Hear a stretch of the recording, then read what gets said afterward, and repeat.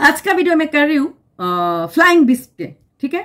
उन लोग बोल रहे हैं उन लोग का फैमिली में कोई इशू हो गया, आप बोल रहे हैं जी नहीं ये इशू हमने पर्सनल मैटर्स है, पर्सनल मैटर में हम किसी को दखलदारी नहीं देखने दूंगी। जिन लोग फैमिली ब्लॉगर है, फैमिली को दिखाता है, छोटे मोटे नोक जोक खाना पकाना उसको वही है। फैमिली मैटर को पब्लिक करने के बाद, पर्सनल मैटर को पब्लिक करने के बाद बोलते नहीं ये चीज पब्लिक का कोई हक नहीं है हमारे मामले में दखलदारी दे। मामला खुद ही सामने लाया, पब्लिक पे खुद ही लाया, खुद ही बोल रहा है।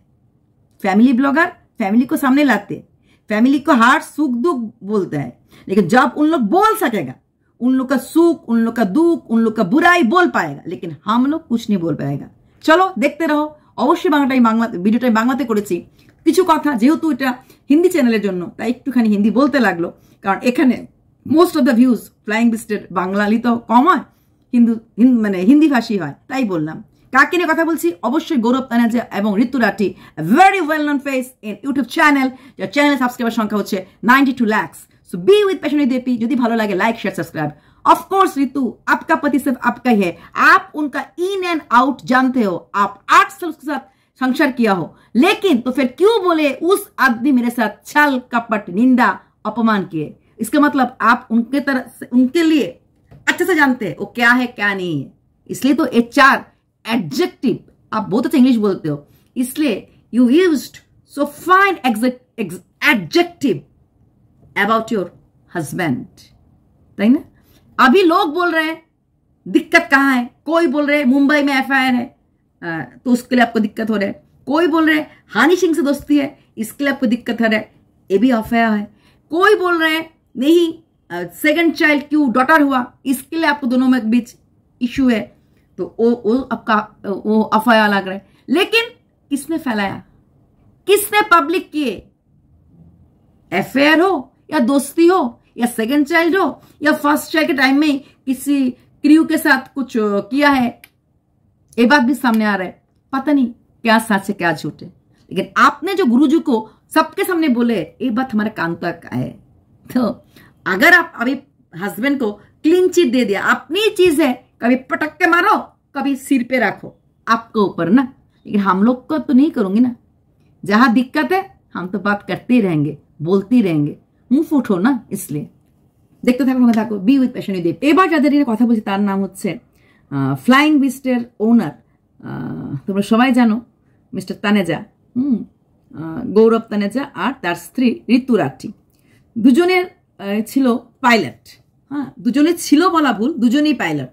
আচ্ছা, একে অপরের সাথে দেখা হয়েছিল এই ফ্লাইং ক্লাব যেটা হয় নয়ডাতে।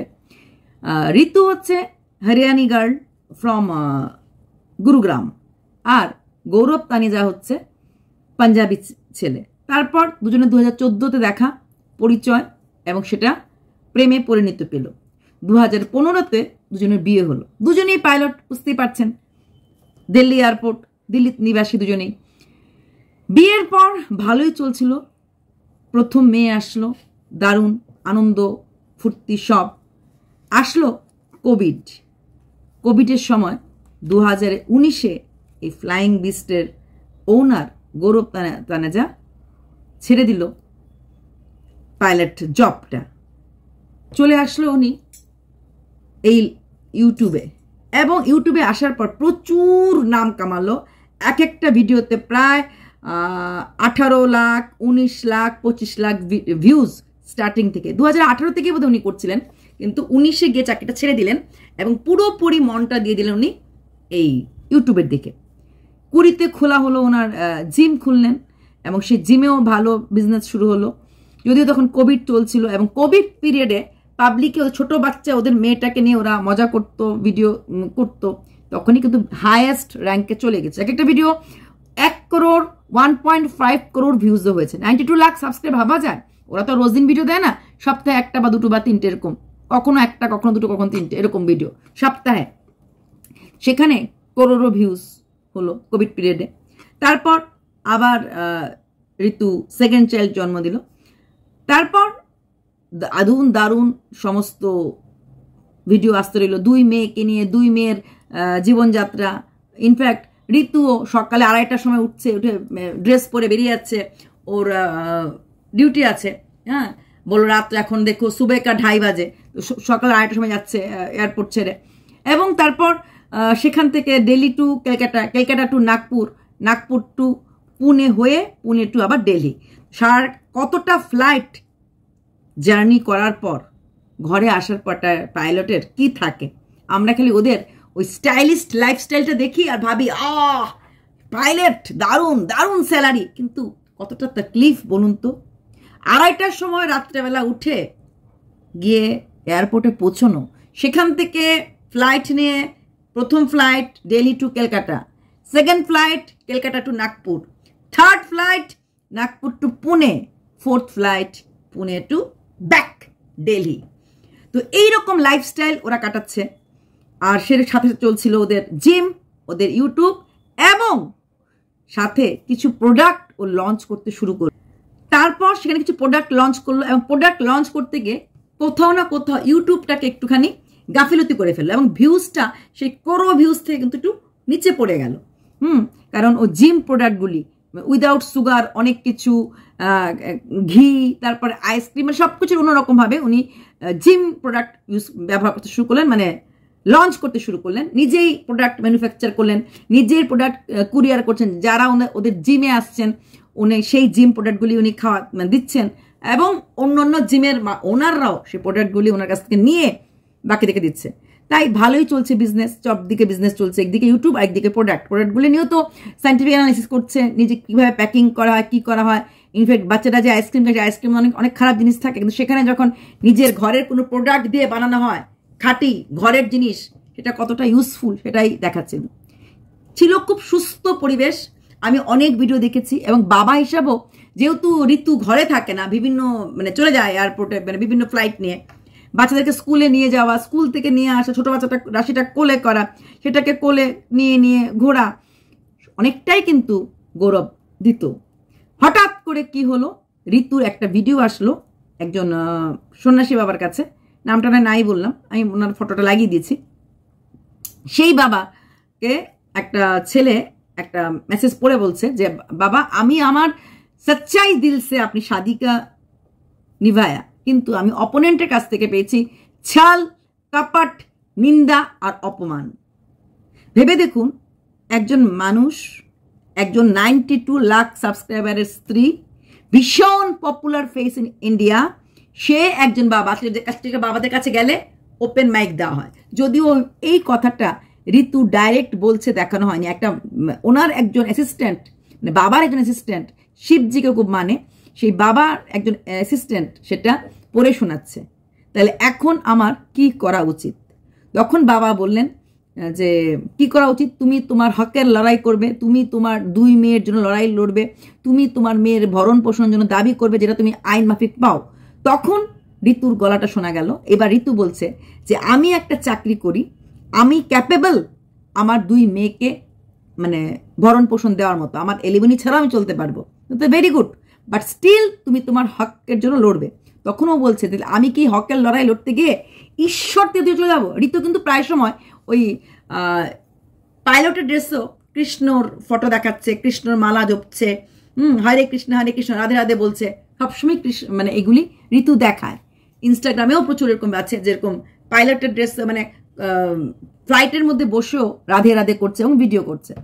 তো সেখানে দাঁড়িয়ে বলছে আমি শিবজিকে সমর্পণ করি। তখন বাবা বলেছে তুমি তো সন্ন্যাসী না, তোমার প্রতি হওয়া অত্যাচার বা তোমার প্রতি কিছু তোমার সন্তানদের যে হকটা তুমি দেবে না, তুমি অবশ্যই আইনের দ্বারস্থ হবে, তুমি সংবিধান দ্বারা তুমি যেগুলি পাও, তোমার সন্তান যেগুলি পায় দরকার আছে। তখন একটা কথা ঋতু বলেছে, তাহলে আমি চাকরি করি, এখন যদি আমি চাকরিটা রেখে বাচ্চাগুলিকে এভাবে আমি পারবো না একা পালন পোষণ করতে, কারণ তাহলে আমাকে চাকরি ছাড়তে লাগবে। কারণ সকালে বেরিয়ে যায় ধরো ভোরবেলা, নেক্সট দিন এসে পৌঁছলো, অনেক সময় অনেক দূরে যায়, হয়তো নাইট স্টে করতে লাগে। আমরা জানি এয়ার হোস্টেস বা পাইলটদের লাইফটা এরকম, সবসময় কনস্ট্যান্টলি ওরা এক জায়গায় থাকতে পারে না, বা এক জায়গায় থাকলেও ওরা ফ্লাইট নিয়ে কোথাও গেলে হয়তো সেখানে নাইট ফ্লাইট আছে, রাত্র 12টার সময় ফ্লাইট, বাচ্চাদেরকে খালি ঘরে চলে যাবে।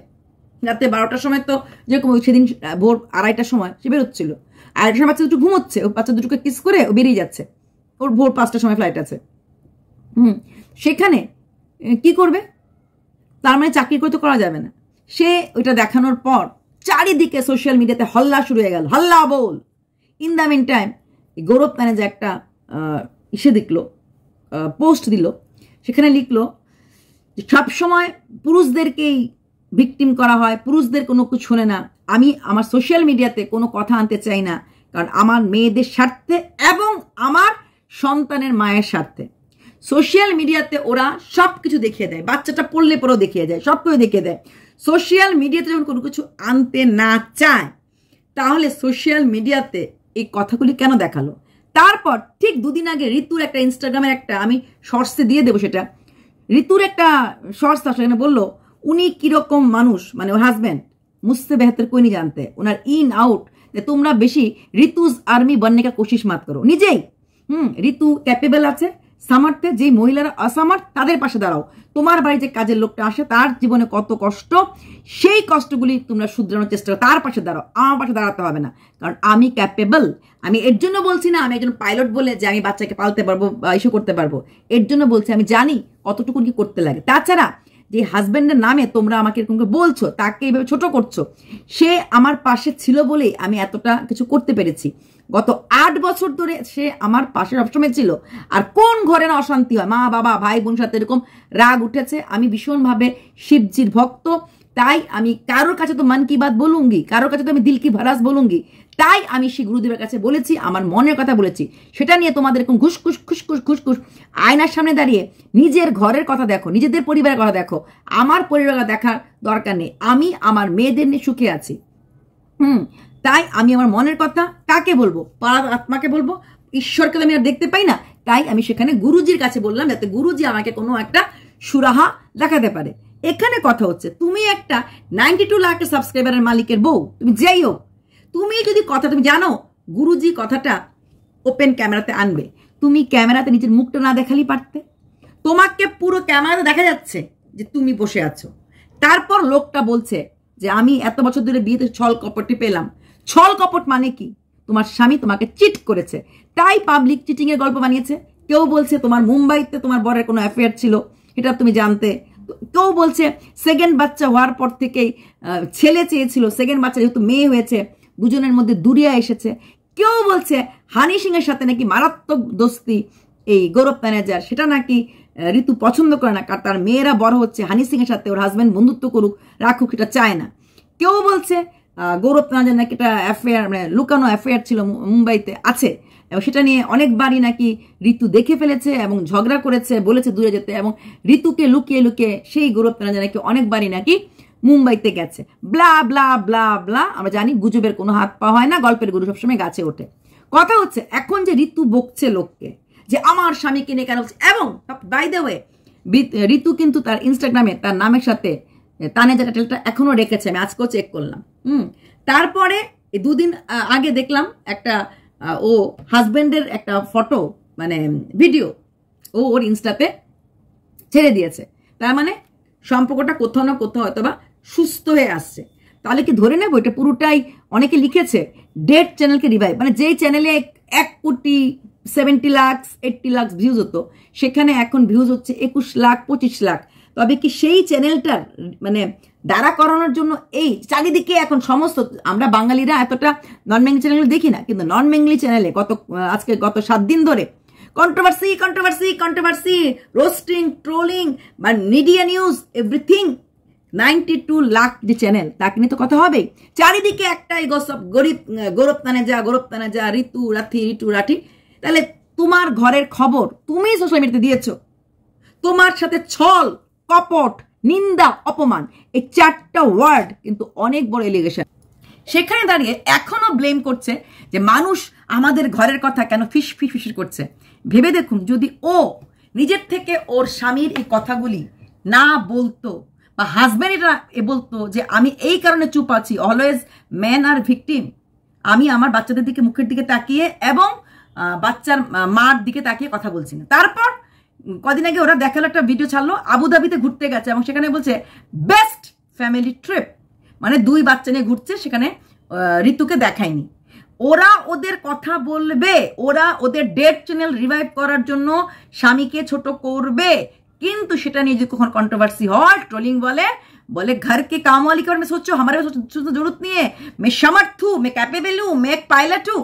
तो तुम पायलट हो, तुम कैपेबल हो, तुम भगवान के पास जाकर बोल रहे हो, बट ऑन कैमरा 92 लाख का बीबी को सब लोग जानते हैं, everyone knows the name of flying beast. जब लोगों ने बोलना शुरू किया तो लोग क्यों बोलेगा? अरे भाई गजब की बात है, तुम लोग कर सकते हो लेकिन हम लोग बोल नहीं सकते। हम बोलेंगे, तुम्हारे पास काफी हथियार है, हम सू कर देंगे, हम केस कर देंगे, हम कॉपीराइट दे देंगे। क्यों जी? अगर आप आपका प्राइवेट बात करने, आप बाबा जी को क्यों नहीं बोला बाबा जी मैं ऑन कैमरा नहीं आऊंगी, मेरा चेहरा आप मत दिखाइए। आपका फुल आवाज आ रहे, आवाज फिर भी लोग कहता पहचान नहीं पाते। अगर आप वहां पे बैठे नहीं होते, गुरुजी के पास आप लोग पहले भी गए, हम देख चुके हैं, तो गुरुजी के पास गए हो, बोले हो, सब कुछ कर चुके हो। भाई करने वाले से बोलने वाला भारी कब से बढ़ गए? कुछ तो शर्म करो जी। आप ऐसे गुरुजी के पास जरूर एक प्राइवेट भी मुलाकात हो सकता है, प्राइवेट नहीं मुलाकात सकते तो फिर तो जो असिस्टेंट को बोलो भैया जी हम सामने में नहीं जाएंगे, आप जस्ट मैं दूर में बैठकर, तो पूरा तुम घूंघट ओढ़ के रहो, कोई तुम्हें देख ना पाए, कोई पहचान नहीं पाए। मास्क पहन कर भी अगर इतना सा पूरा खुला है तो पूरा आंख से दिखाई दे रहे, पूरा घूंघट ओढ़ के, यहां तक घूंघट यहां तक मास्क, कोई पहचान नहीं पाएगा। ऐसे करके माथे में रहो जो कौन गया है कौन बैठा है, ये तो सोचो। ये तो नहीं करोगे। लेकिन जब ट्रोलिंग हो गया, जब चारों तरफ से बात शुरू हो गया, तो अब बोलना शुरू किया हमारे जिंदगी में दखलदारी मत दो, हैन मत दो। अरे भाई जिंदगी तुम्हारा है, तुम ही बाहर कर रहे हो घर के बात। तुम्हारा पति छल, कपट, निंदा, अपमान, ये 4 शब्द पति के लिए जो बोली हो, अच्छी बात बोली हो क्या? जिंदगी भर के धब्बा तो लगा दिया, लगाने के बाद बोलते हो नहीं सर्फ एक्सेल से मैं धो दूंगी। कुछ दिन बाद बोलेगा हम दोनों में सब कुछ ठीक हो गया, क्यों चैनल भी ठीक हो गया, 21 लाख से 1 करोड़ व्यूज हो जाएगा ना भाई, हमारे बीच सब ठीक हो गया। तो शर्म व्यूअर्स करे, ट्रोल करने वाला करे, रोस्टिंग चैनल करे, कॉन्ट्रोवर्सी चैनल करे, आप लोग करो।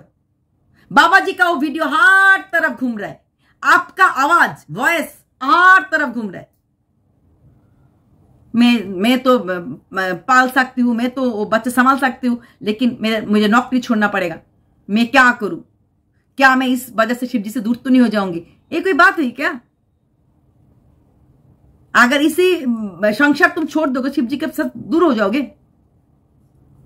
तुम लोग कुछ भी करो, क्योंकि तुम लोग बड़ा चैनल हो, तुम्हारी बात सब लोग सुनेगा। हाँ भाई हाँ बहुत बुरा हुआ भाई, लोग बोलते रहेगा। और काम वाली लोग की बात बोलो ना, काम वाली लोग असमर्थ है, वो आपसे ज्यादा समर्थ है। क्योंकि काम वाली लोग ना, वो घर के बाद जिस घर में काम करते उस तक रहता है। सोशल मीडिया में लाखों लाखों घर में वो बात बोलता नहीं है, मेरा पति मुझे हर दिन पिटाई करता है, मेरा पति शराब पिताता है, नहीं बोलते हैं। जो 3-4 घर में काम करता है वही उन लोग ही जानते हैं, और जिस मोहल्ले में रहते हैं उन लोग जानते हैं। तुम तो पूरा भारतवर्ष में ये बात फैला दिया, तुम्हारा पति छल, कपट, निंदा, अपमान करता है। You are loyal to him, he is not loyal. ऊपर से सोच रहे हो दुनिया भर के लोग तुम लोग को तारीफ करेगा, वाह भाई वाह, वाह भाई वाह। नहीं जी, इतना नहीं हो सकता है। जिन लोगों को देखना है मैं कल शॉर्ट्स दे दूंगी, इन लोग का भरोसा नहीं है, मैं सोचता पहले इसमें वीडियो डालूं, लेकिन भाई बड़े चैनल वाले के पास सब कुछ बड़े बड़े होता है, हम कल शॉर्ट्स डालेंगे। चलो এটাই বলার ছিল, যে জানি না সত্যি না মিথ্যা, প্র্যাঙ্ক নাকি, কিন্তু এরা করতে পারবে, আমরা বলতে পারবো না। দুদিন পরে এটাকে ওরা প্র্যাঙ্ক বলে চালিয়ে মিল হয়ে যাবে, কারণ ডেড চ্যানেল রিভাইভ হয়ে যায়। ডেড চ্যানেল তো ডেড না, 21 লাখ 25 লাখ ভিউজ এখনো হচ্ছে, কিন্তু ওদের কাছে এটা খুব কম ভিউজ। ওদের 1 করোড় ভিউজ নিতে যে অভ্যস্ত হয়ে যায়, তাদের কাছে 21 লাখ 25 লাখ দেখে কি মন ভরে? ভরে না। দিল মাঙ্গে মোর, দে ওয়ান্ট মোর, তাই এইসব কথা নিয়ে আসে। মার্কেট ওরা আনবে, হাজব্যান্ডও বললো এসব কথা আমরা পাবলিক প্লেসে আনবো না। পাবলিক প্লেসে আনার পরে বলছে পাবলিক প্লেসে আনবো না, ঘরের কথা ঘরেই রাখতে লাগে। হ্যাঁ, আমরা আমাদের কথা আনি না সামাজিক মাধ্যমে। একটা বাচ্চা মেয়ে, ছোট বাচ্চাটা পড়ে গেলে, বাচ্চাটা কাঁদছে, বাচ্চাটাকে উঠায়নি, এটাকেও ভিডিও করে দেখো कैसे বাচ্চা गिर गया, मेरा बेटी गिर गई, मेरी बेटी गिर गई। তারপর আবার বলছে আমি সোশ্যাল মিডিয়াতে আনবো না। हाँ, हमारा दर्द हमसे रखेंगे, बच्चे का दर्द दिखाई नहीं देता है। चलो बाय।